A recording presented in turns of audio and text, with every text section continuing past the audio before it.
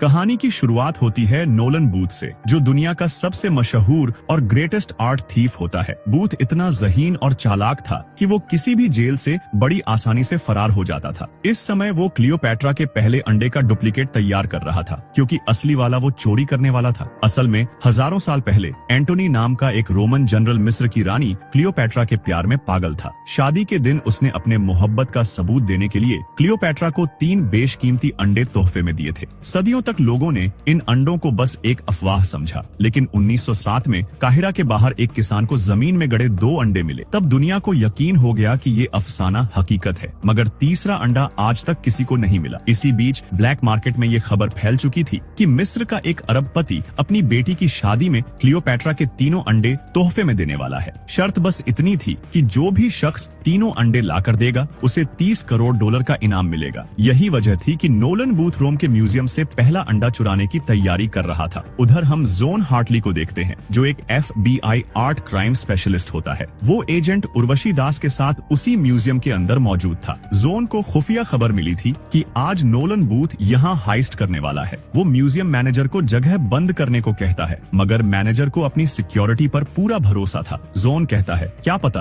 अंडा अभी तक चोरी भी हो चुका हो। वो होल में पहुँचते हैं और अंडा अपनी जगह मिलता है। मैनेजर की जान में जान आती है, लेकिन जोन को शक होता है। वो थर्मल सेंसर से चेक करता है, लेकिन अंडे पर कोई गर्मी रिफ्लेक्ट नहीं हो रही थी। जोन समझाता है, क्लियोपैट्रा का पहला अंडा सोने की परत से ढंका है, इसलिए रूम की गर्मी उस पर से वापस रिफ्लेक्ट होनी चाहिए, मगर ऐसा नहीं हो रहा। वो पास खड़े बच्चे से कोल्ड ड्रिंक लेता है और अंडे पर उड़ेल देता है। अंडा पिघलकर गिर जाता है और सबको समझ आ जाता है अंडा चोरी हो चुका है। एजेंट उर्वशी फौरन म्यूजियम सील करने का हुक्म देती है। उधर नोलन बूथ भाग चुका होता है। जोन उसका पीछा करता है। बूथ बेहद चतुर तरीके से गार्ड को चकमा देता है और नीचे कूदकर एक आदमी की स्कूटी लेकर निकल जाता है। जोन लैम्बोर्गिनी में उसका पीछा करता है, लेकिन एक वैन से टकराकर हादसा हो जाता है और बूथ फरार हो जाता है। अब हम बाली के फार्म हाउस का सीन देखते हैं। बूथ वहां अंडा लेकर पहुंचता है, मगर अंदर जोन हार्टली पहले से मौजूद था, पूरी FBI टीम के साथ। एजेंट उर्वशी अंडा जब्त कर लेती है। जोन कहता है, तुम पैसे के लिए नहीं, शौक और नाम के लिए चोरी करते हो, ताकि दुनिया तुम्हें ग्रेटेस्ट आर्ट थीफ कहे। बूथ पूछता है, तुम्हें मेरे बारे में इतना सब कैसे पता? जोन जवाब देता है, बिशप ने बताया। बिशप भी एक मशहूर चोर थी, जो खुद को दुनिया का बेस्ट आर्ट थीफ समझती है, इसलिए दोनों के बीच हमेशा मुकाबला रहता है। उर्वशी बूथ को गिरफ्तार कर लेती है, लेकिन वो कहती है, अंडा बूथ वाली वैन में नहीं भेजेंगे, मैं बूथ को लेकर चलती हूँ और तुम अंडा दूसरी वैन से लेकर आओ। जोन अंडा वैन में रखवाता है, मगर वहीं बिशप आती है और असली अंडे की जगह डुप्लीकेट रखकर असली अंडा लेकर रफू चक्कर हो जाती है। अब हम रोम का सीन देखते हैं। जोन एक बार में बैठा है, फ्लाइट का इंतजार कर रहा है। उर्वशी आती है और बैग से अंडा निकालकर जमीन पर गिरा देती है। अंडा टूट जाता है, क्योंकि वो नकली था। अब शक जोन पर जाता है। उर्वशी कहती है, कल तुम्हारे बैंक अकाउंट में किसी एनक्रिप्टेड अकाउंट से $80 लाख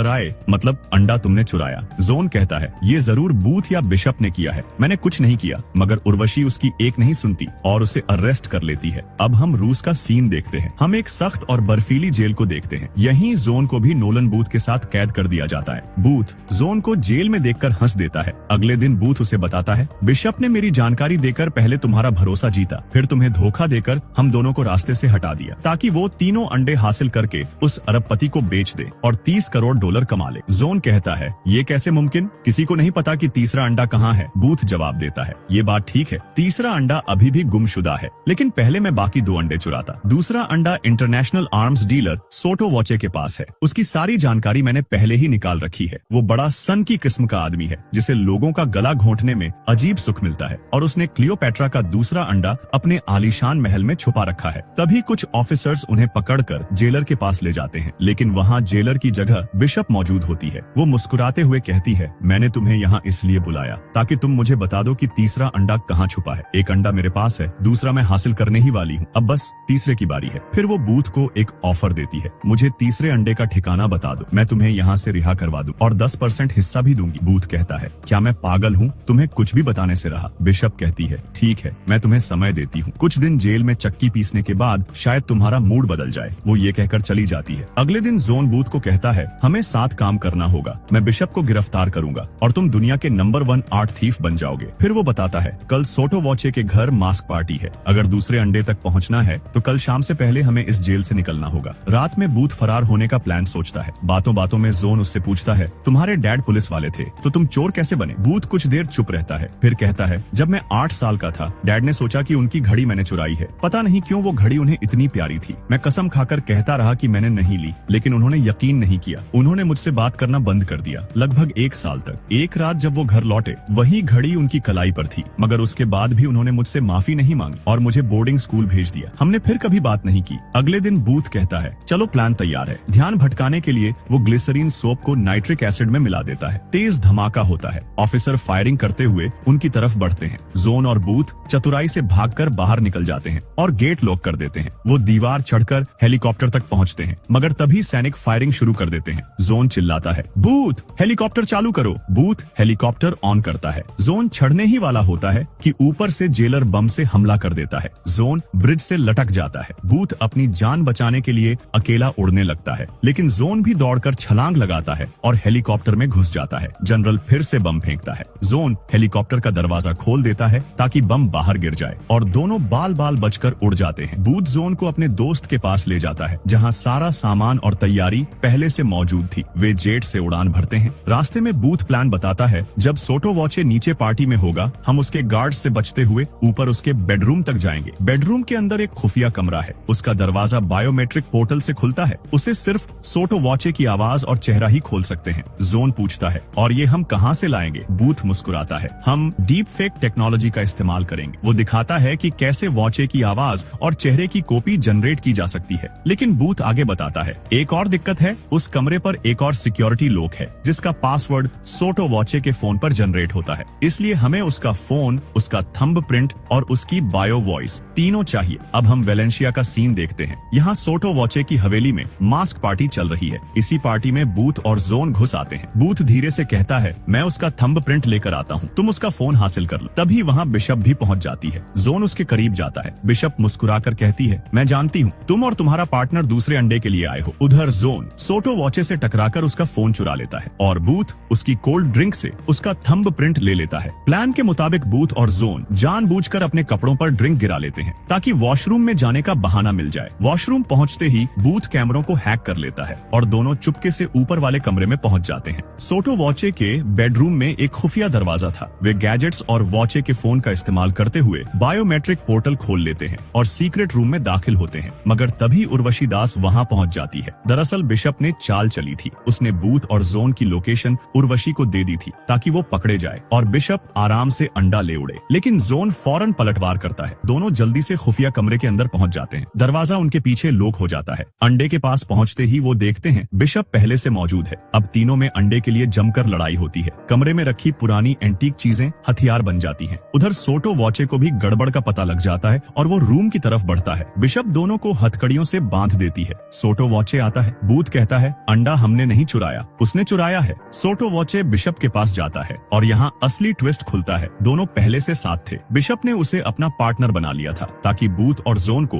रास्ते से हटाया जा सके। अब हमें एरिना के नीचे का कमरा दिखाया जाता है। बूथ और जोन बेड़ियों में बंधे हैं। बिशप कहती है, 2 अंडे हासिल हो चुके हैं, अब तुम मुझे तीसरे अंडे का ठिकाना बता दो। बूथ हंसता है, मैं तुम्हें कुछ नहीं बताने वाला। बिशप जोन को टॉर्चर करने लगती है क्योंकि अब वो जानती थी कि दोनों की दोस्ती मजबूत हो चुकी है। आखिरकार बूथ कहता है, ठीक है बताता हूँ। तीसरा अंडा मिस्र में है, ग्रीक पिरामिड के गुप्त तहखाने में। 1 साल पहले उसकी खोज हुई थी, लेकिन आज तक उसे खोला नहीं गया। बिशप पूछती है, और तुम्हें कैसे यकीन हुआ कि अंडा वही है? बूथ जवाब देता है, क्योंकि मेरी माँ इजिप्टोलॉजिस्ट थी और वो तहखाना असल में क्लियोपैट्रा का मकबरा है। जब 2 अंडे गुम हुए थे, उनका तीसरा अंडा वहीं छिपाया गया था। बिशप उसकी बात पर यकीन कर लेती है क्योंकि उसने भी उस तहखाने के बारे में पढ़ रखा था। सोटो वॉचे और बिशप इस खबर पर जश्न मनाने लगते हैं। सोटो वॉचे ड्रिंक पीता है और जैसे ही घूंट निगलता है, जमीन पर गिर जाता है। ड्रिंक में बिशप ने कुछ मिला दिया था। अब वो दूसरा अंडा उठाकर निकलने लगती है, मगर तभी सोटो वॉचे की आंख खुल जाती है। वो गुस्से में जोन और बूथ पर फायरिंग करता है। गोलियां लगती हैं और जोन की हथकड़ियां टूट जाती हैं। जोन सोटो वॉचे को फिर से बेहोश कर देता है। जोन भागने लगता है, लेकिन बूथ को आजाद नहीं करता। बूथ चिल्लाता है, अगर तुमने मुझे छोड़ा नहीं तो तुम कभी अंडा नहीं पकड़ पाओगे, क्योंकि मैंने सब झूठ बोला था।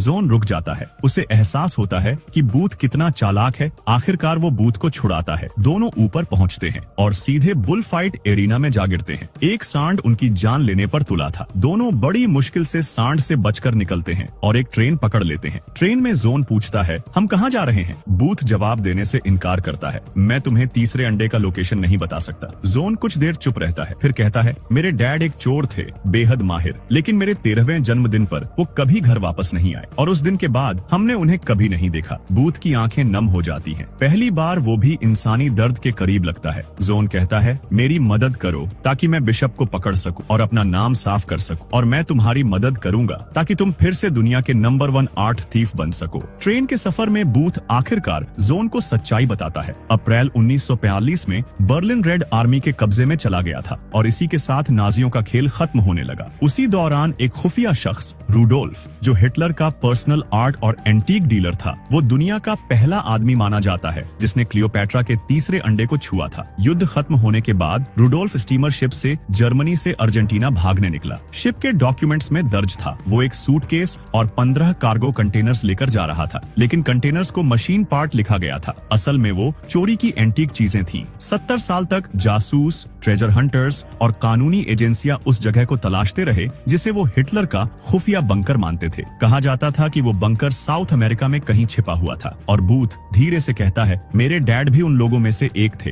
उसकी आवाज में दर्द उतर आता है। उन्होंने वो घड़ी एक ऑक्शन में खरीदी थी। ये कोई आम घड़ी नहीं थी, ये रूडोल्फ की घड़ी थी। वही रूडोल्फ जो तीसरे अंडे का रहस्य जानता था, और वही घड़ी थी जिसे मेरे डैड मुझसे ज्यादा चाहते थे। बूथ बताता है, मैं गुस्से में आकर वो घड़ी तोड़ बैठा, लेकिन टूटे हुए हिस्सों के बीच मुझे कुछ अजीब सा दिखा। जब मैंने ध्यान से देखा तो समझ गया कि उस घड़ी में तीसरे अंडे की लोकेशन छिपी हुई थी। अब हम अर्जेंटीना का सीन देखते हैं। बूथ और जोन नक्शे की मदद से जंगलों और पहाड़ियों के बीच घंटों सफर करते हुए उस जगह तक पहुंचते हैं। 8 घंटे बाद आखिरकार वो लोकेशन मिल जाती है। वो मिट्टी हटाने लगते हैं और नीचे रूडोल्फ का खुफिया चेंबर नजर आता है। वो दरवाजा खोलते हैं। अंदर एक और कमरा था जहां अचानक लाइट्स चालू हो जाती हैं, क्योंकि वहां हाइड्रो इलेक्ट्रिक पावर से बिजली पैदा हो रही थी। दीवार में एक और दरवाजा था, लेकिन वो गुप्त तरीके से लॉक था। उसकी चाबी थी वही रूडोल्फ की घड़ी। बूथ घड़ी को जगह पर फिट करता है और पोर्टल खुल जाता है। दोनों चेंबर के अंदर पहुंचते हैं जहां कीमती एंटीक चीजों का पहाड़ पड़ा हुआ था। वो तीसरा अंडा ढूंढने में लग जाते हैं। तभी बूथ को एक कार दिखाई देती है, एक 1931 की मर्सिडीज बेंज। बूथ कहता है, इसके आराम से $2 करोड़ 50 लाख मिल सकते हैं। पूरी दुनिया में ऐसी सिर्फ 3 कारें मौजूद हैं। फिर वो सोच में पड़ जाता है, लेकिन नाजी इस कार को नीचे कैसे लाए? जोन जवाब देता है, ये जगह एक पुरानी कॉपर माइन से जोड़कर बनाई गई है। नाजी लोग लूटे हुए माल को यहीं छुपाते थे। बूथ को आखिर एक बॉक्स नजर आता है जिस पर क्लियोपैट्रा लिखा था। वो खोलता है और भीतर चमकता हुआ तीसरा अंडा मौजूद था। बूथ की आंखें खुशी से चमक उठती हैं, मगर तभी बिशप वहां पहुंच जाती है। वो मुस्कुराकर कहती है, तुम्हें क्या लगा था कि मैं तुम्हारे कहने पर मिस्र जाऊंगी? मुझे पहले ही पता था कि तुम मुझे असली लोकेशन कभी नहीं बताओगे, इसलिए मैंने इंतजार किया कि तुम खुद भागकर यहाँ पहुंचो। फिर वो कहती है, अंडा चुपचाप मुझे दे दो वरना शूट कर दूंगी। बूथ अंडा बढ़ाने ही वाला था कि तभी उर्वशी दास अपने ऑफिसर्स के साथ पहुंच जाती है। बिशप और जोन फायरिंग शुरू कर देते हैं। बूथ चिल्लाता है, तुम उन पर फायर क्यों कर रहे हो? वो तुम्हारी टीम है। जोन जवाब देता है, वो मेरी टीम तो है, मगर उन्होंने मुझ पर भी फायर किया था। अब जिंदा बचने का सिर्फ एक रास्ता था, वो पुरानी मर्सिडीज कार। तीनों उसमें बैठकर माइन के सुरंगों में दौड़ते हैं। उर्वशी अपने सैनिकों के साथ उनका पीछा करती है। सैनिक कार पर कूदकर हमला करते हैं। जोन और बूथ मिलकर एक एक करके उन्हें गिरा देते हैं। अंडा कार से फिसलकर बाहर गिरने ही वाला था कि बूथ हवा में झपटकर उसे पकड़ लेता है। आगे रास्ता खत्म हो जाता है, लेकिन बिशप कार को सीधे नीचे वाटरफॉल में कूदवा देती है। तीनों गाड़ी समेत गहरे पानी में गिर जाते हैं। कुछ देर बाद बूथ पानी से बाहर आता है, अंडा हाथ में लिए हुए। वो जोन को आवाजें देता है, लेकिन जोन कहीं दिखता नहीं। बूथ पानी में कूदकर उसे ढूंढने लगता है, क्योंकि अब वो जोन को अपना दोस्त मानने लगा था। मगर अचानक जोन किनारे पर खड़ा मिलता है। बूथ झुंझलाकर कहता है, तुम पानी में थे ही नहीं। जोन हंसता है। अब एक और चौंकाने वाला ट्विस्ट सामने आता है। अचानक जोन बिशप को किस करता है और उसी पल बूथ के पैरों तले जमीन खिसक जाती है। अब राज खुल चुका था। जोन शुरू से ही बिशप का पार्टनर था और उसने बूथ को डबल क्रॉस किया था। बूथ हैरान रह जाता है। जोन हंसते हुए कहता है, मुझे लगा था तुम हमारा नाटक समझ जाओगे कि मैं पुलिस वाला हूँ, पर तुम तो काफी मासूम निकले। बूथ जिद में पूछता है, तुमने इसे करंट भी मारा था? बिशप मुस्कुराती है, वो जरूरी था, तभी तो मैं जोन को हथकड़ी की चाबी दे पाई। बिशप बूथ के हाथ से तीसरा अंडा ले लेती है और दोनों मिलकर बूथ को एक पेड़ से बांध देते हैं। बूथ धीमी आवाज में पूछता है, तुम्हारे डैड वाली कहानी भी झूठ थी? जोन गहरी सांस लेकर कहता है, वो कहानी सच थी, बस डैड चोरी में उतने अच्छे नहीं थे, इसलिए मैंने तय किया कि मैं उनसे बेहतर बनकर दिखाऊंगा। अब हमें शादी के महल का सीन दिखाया जाता है। बिशप और जोन अरबपति की बेटी की शादी में पहुंचते हैं। वो तीनों अंडे उसे 30 करोड़ डॉलर में बेच देते हैं। लेकिन कहानी यहाँ खत्म नहीं होती, क्योंकि ये दोनों अरबपति को भी डबल क्रॉस करते हैं। उन्होंने उर्वशी को पहले ही सूचना दे दी थी और कानून के हिसाब से चोरी की चीज खरीदना भी जुर्म है, इसलिए उर्वशी अरबपति को और उसकी बेटी को अरेस्ट कर लेती है। अब हम 6 महीने बाद सार्डिनिया का सीन देखते हैं। बिशप और जोन अपनी प्राइवेट यॉट में आराम से जिंदगी एंजॉय कर रहे होते हैं। तभी अचानक बूथ वहाँ पहुँच जाता है। वो हंसते हुए कहता है, जंगल में उर्वशी ने मुझे कैद कर लिया था, फिर याद आया कि मैं बूथ हूँ, मैं कहीं से भी भाग सकता हूँ, और भाग गया।